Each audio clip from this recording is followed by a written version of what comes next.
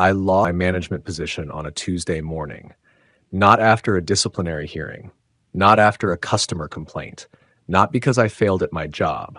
I lost it because someone printed a report showing that my company laptop had visited a competitor's website. The meeting lasted less than 15 minutes. When I walked in, I thought we were discussing next quarter's warehouse rollout. My manager, Daniel, was already sitting beside someone from Human Resources.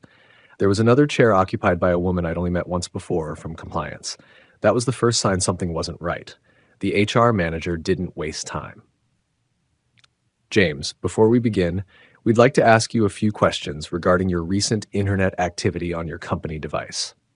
I laughed. My internet activity? Nobody smiled back. She slid 3 sheets of paper across the table. Every line contained a timestamp. Every timestamp pointed to the same domain, Horizon Dynamics, one of our largest competitors. I looked at the pages for a few seconds before looking back at them. Okay. Can you explain why you repeatedly accessed Horizon Dynamics' website during working hours? I shrugged. I was researching them. Daniel leaned forward. For what purpose? I frowned. For work. The room went quiet. It wasn't the kind of silence where people were thinking. It was the kind where they had already decided you were lying. The HR manager folded her hands. Our investigation concluded that your browsing behavior was inconsistent with your role. My role literally includes competitor analysis. She glanced at Daniel. He spoke instead. Not to this extent. I looked down again. 34 visits. That sounded dramatic until I remembered what I'd actually been doing. The Horizon website wasn't a single page. I had opened product pages, customer case studies, job listings, press releases, pricing information. Every click had been logged as another visit. I looked back at them. Have either of you actually looked at what I was doing on those pages? Neither answered. The HR manager reached for another document. Effective immediately, you're being removed from your position as regional operations lead while the business restructures responsibilities. I stared at her. You're demoting me. We believe this is the most appropriate outcome. For opening a public website, Daniel finally spoke again. It's about judgment. That sentence stayed with me long after the meeting ended. Not because it made sense, because it didn't. 8 years. 8 years without a disciplinary warning. 8 years of positive performance reviews. 8 years of building relationships with clients across the UK, Belgium, and the Netherlands.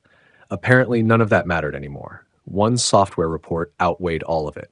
When I returned to the open plan office carrying my laptop, conversations stopped. People didn't stare. That would have been easier. Instead, they looked away. They already knew something had happened. Corporate gossip always moved faster than official announcements. By lunchtime, my calendar had changed completely. Every management meeting had disappeared. 3 project leadership sessions had been reassigned. Someone else had become the owner of 2 contracts I'd spent almost a year negotiating. Nobody explained anything. The changes simply appeared. My replacement arrived before the end of the afternoon. His name was Oliver. Nice enough guy. Not his fault. He looked genuinely uncomfortable when Daniel introduced him to the team. I'll be taking over James' strategic accounts. Nobody looked at me. I packed my notebook and went home an hour early. My wife, Emma, knew something was wrong before I said a word. You look exhausted. I got demoted. She actually laughed. I thought you were joking. So did I. I handed her the HR letter. She read every line slowly. Then she frowned. This doesn't say you broke any policy. I noticed. It doesn't accuse you of misconduct either. No, it just says leadership has concerns about your judgment. Exactly. That vague sentence bothered me more than the demotion itself. It sounded serious enough to destroy a reputation, but vague enough that nobody actually had to prove anything. I barely slept that night. Instead, I kept replaying the conversation. Had I really done something wrong? The answer was always the same. No. 3 weeks earlier, Daniel himself had asked the management team to prepare a competitor review before our annual pricing strategy meeting. The logistics software market had become more competitive. Several companies had started undercutting our prices. One competitor kept winning contracts we'd expected to secure. That competitor was Horizon Dynamics. Daniel's exact words had been simple. Find out everything you legally can. That's exactly what I did. I visited their public website. I downloaded brochures that anyone could access. I compared product features. I read customer success stories. I even looked at their careers page because hiring patterns often revealed expansion plans. If Horizon suddenly advertised 20 implementation consultants in Germany, that suggested they expected significant growth there. That mattered. It helped us predict where competition would increase. Everything I collected ended up inside a 40-page presentation. I delivered it during the leadership meeting. Daniel praised the research. The commercial director called it the most useful competitor analysis we've had this year. Everyone applauded. Apparently, nobody remembered that now. The following morning, I opened my email before anyone else arrived. I searched one phrase, competitor analysis. Dozens of results appeared. There it was, an email from Daniel. Please prepare a detailed review of Horizon Dynamics and the other major competitors before next Thursday's strategy session. Attached was my completed presentation. Another email. Excellent work yesterday. The board found your competitor research particularly valuable. Sent by the commercial director. I leaned back in my chair. Those 2 emails should have ended the entire investigation before it even began. So why hadn't anyone looked at them? That question kept bothering me. Around lunchtime, someone quietly appeared beside my desk. It was Michael from IT. We'd worked together on several warehouse system upgrades over the years. He looked around before speaking. Can we grab a coffee? His tone immediately told me this wasn't social. 5 minutes later, we were sitting outside the office cafe. Michael stirred his coffee without drinking it. I probably shouldn't tell you this. Tell me what? The report HR received. What about it? It wasn't the full report. I frowned.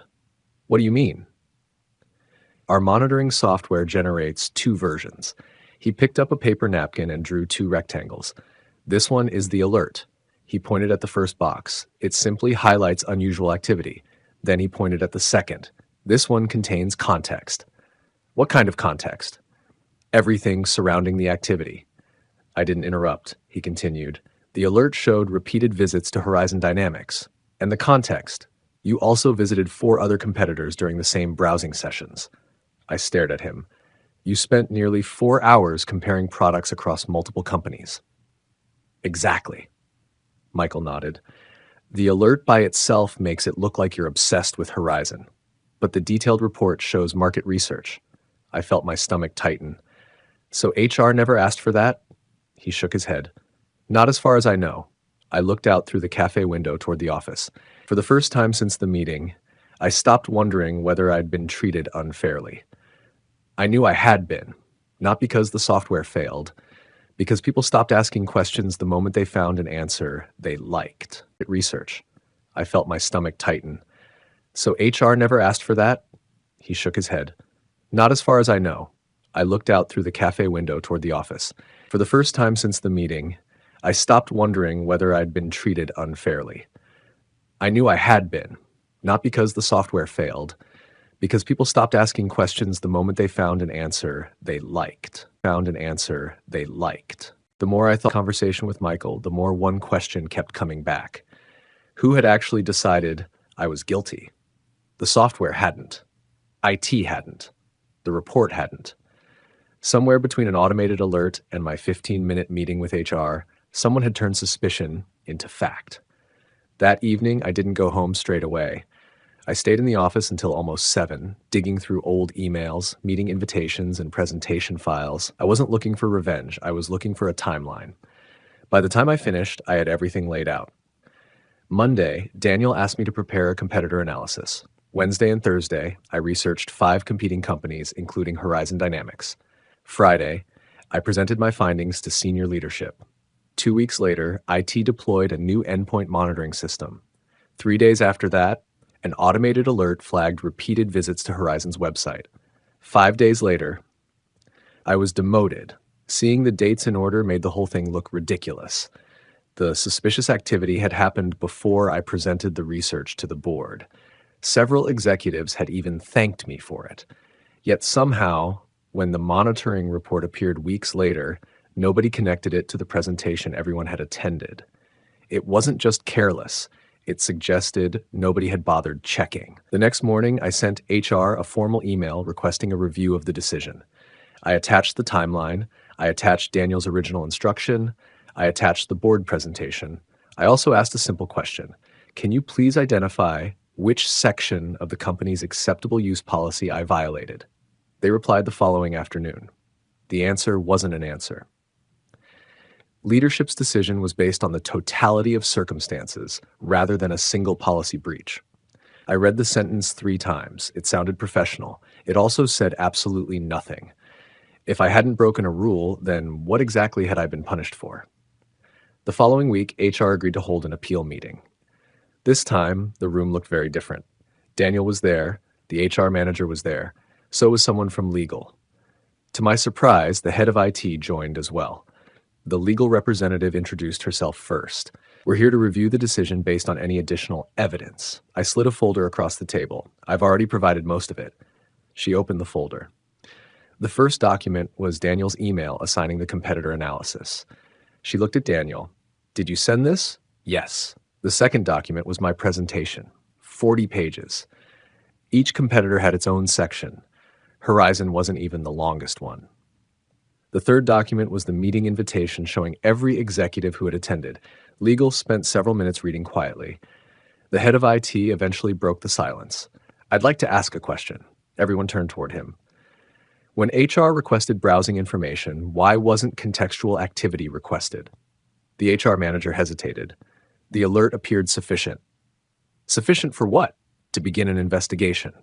The IT director nodded. To begin one, yes. He paused, but not to finish one. Nobody spoke. He continued calmly. Our monitoring platform intentionally separates alerts from contextual analysis because alerts are designed to identify unusual patterns, not explain them. He looked directly at HR. If you only read the alert, you're missing most of the picture. The room suddenly felt very small. Legal turned another page. James, were you ever interviewed before the decision was made? No. Were you asked why you accessed Horizon's website? No. Were you informed an investigation was taking place? No. She looked toward Daniel. Is that accurate? He quietly nodded. Yes. For the first time since this nightmare had started, I watched someone else's confidence disappear instead of mine. Legal wasn't angry. She looked disappointed. That was somehow worse. She closed the folder. I think we need to pause this meeting. Nobody argued. 3 days passed without any news. Then a fourth. Then a fifth. Meanwhile, life in the office became increasingly awkward. Some colleagues suddenly started talking to me again. Others clearly thought I had somehow manipulated the appeal. One afternoon, Oliver, the manager who had replaced me, stopped by my desk. I owe you an apology. For what? I assumed there was more to the story. There wasn't. He sighed. I know that now. He hesitated before continuing. Daniel asked me to take over your accounts because he believed you were leaving. I frowned. He never asked me if I was. I figured. Oliver shook his head. The strange thing is, he started planning your replacement before HR even finished reviewing the alert. That caught my attention. What? I wasn't supposed to tell you. He looked genuinely uncomfortable. I was approached nearly a week before your meeting. That meant something important. The decision had effectively been made before anyone spoke to me. The investigation had never really been about discovering the truth. It had been about confirming an assumption. The following Monday, I received another meeting invitation. This one came directly from the Chief Operating Officer.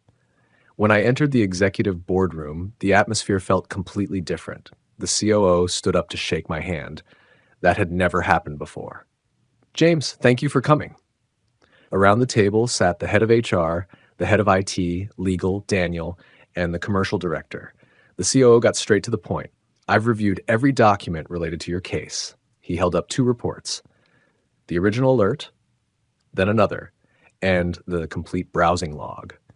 He placed them side by side. They tell very different stories. Nobody interrupted. The first report created suspicion. Interrogation had never really been about discovering the truth. It had been about confirming an assumption. The following Monday, I received another meeting invitation. This one came directly from the Chief Operating Officer. When I entered the executive boardroom, the atmosphere felt completely different. The COO stood up to shake my hand. That had never happened before. James, thank you for coming. Around the table sat the head of HR, the head of IT, legal, Daniel, and the commercial director. The COO got straight to the point. I've reviewed every document related to your case. He held up 2 reports, the original alert, then another, and the complete browsing log. He placed them side by side. They tell very different stories. Nobody interrupted. The first report created suspicion. He tapped the second document. The second removes it almost entirely. He turned toward Daniel. Why wasn't this requested? Daniel didn't answer immediately. Finally, he said quietly, I believe the alert was enough. The COO nodded slowly, and that belief resulted in a management decision affecting someone's career. The silence that followed was deafening. Then he looked back at me. James, the company made a mistake. Not an unfortunate situation. Not a misunderstanding. A mistake. It was the first time anyone had actually called it what it was. He continued. The investigation failed to meet our own standards of fairness. He slid another document toward me. We are formally reversing your demotion, restoring your position effective immediately, and removing all references to this matter from your employment record. I looked at the paper. It was everything I had wanted. Strangely, it didn't feel like a victory. The COO noticed my expression. Something still isn't right. I met his eyes. You're correct, he waited. You gave my job back. Yes. But you can't give me back 5 weeks of people assuming I was dishonest. Nobody around the table could argue with that.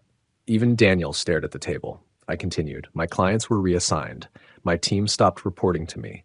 People avoided me in the office. They weren't reacting to facts. They were reacting to a decision made by leadership.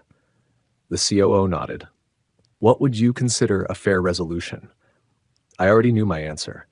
I want everyone who received notice of my demotion to receive written confirmation that I committed no misconduct. Legal immediately wrote something down. And I want managers retrained on how monitoring data should be interpreted. The head of IT smiled slightly. I was going to recommend exactly that.